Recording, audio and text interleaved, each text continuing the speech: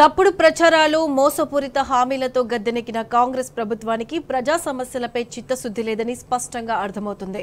BRS ప్రభుత్వంలో మొదలుపెట్టిన అనేక అభివృద్ధి పనులకు అడ్డుకట్ట వేస్తూ ప్రజలను ఇబ్బందులు పెడుతుంది.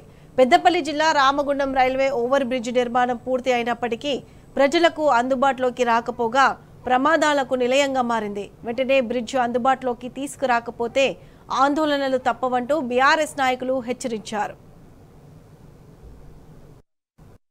వర్గంలోని బుగ్గగుట్ట వద్ద ఉన్నటువంటి రైల్వే ఓవర్ బ్రిడ్జ్ను గత ప్రభుత్వంలోని కేసీఆర్ గారు కేటీఆర్ గారు నిధులిచ్చి అనేక సంవత్సరాలుగా అక్కడ ఇబ్బంది అవుతుంది. ఒక సింగిల్ వే మీదనే రాష్ట్ర హైవే నడుస్తూ ఉంది కాబట్టి అనేక వాహనాలు వేల సంఖ్యలో వెళ్తున్నాయి కాబట్టి ఇబ్బంది పడుతుందని చెప్పి డబ్బులు ఇచ్చి శాంక్షన్ చేస్తే అది ఎన్నికల ముందు కోడ్ రావడం వల్ల ఓపెనింగ్ కాలేదు, పూర్తి స్థాయిలో నిర్మాణం అయిపోయింది. మళ్ళీ వచ్చినటువంటి ప్రభుత్వం గత 8 నెలలుగా దాన్ని ఓపెనింగ్ చేయడంలో నిర్లక్ష్యం వహిస్తూ ఇవాళ అనేక మంది ప్రాణాలు పోయే పరిస్థితిలో ఉన్నాయి. నిన్నటికి మొన్న కూడా యాక్సిడెంట్ జరిగినాయి అక్కడ.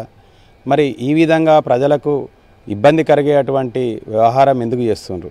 గత ప్రభుత్వం నిర్మించినటువంటి బ్రిడ్జిని ఏదైతే హెచ్కేఆర్ వాళ్ళు ఒక 3 రోజులు నడిపారు. దాన్ని నడిపిన తర్వాత స్థానిక శాసనసభ్యుడు వాళ్ళకు బెదిరించి ఆపిచ్చి ఓపెనింగ్ చేయాలనే పేరుతోటి గత 8 నెలలుగా ఇబ్బంది పెడతా ఉన్నారు.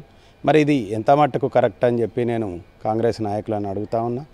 ఇది బసంతనగర్ రైల్వే బ్రిడ్జి దాదాపు మరి బీఆర్ఎస్ గవర్నమెంట్లోనే ఇది ప్రారంభోత్సవానికి అందుబాటులోకి వచ్చినాక ఎన్నికలు రావడం జరిగింది.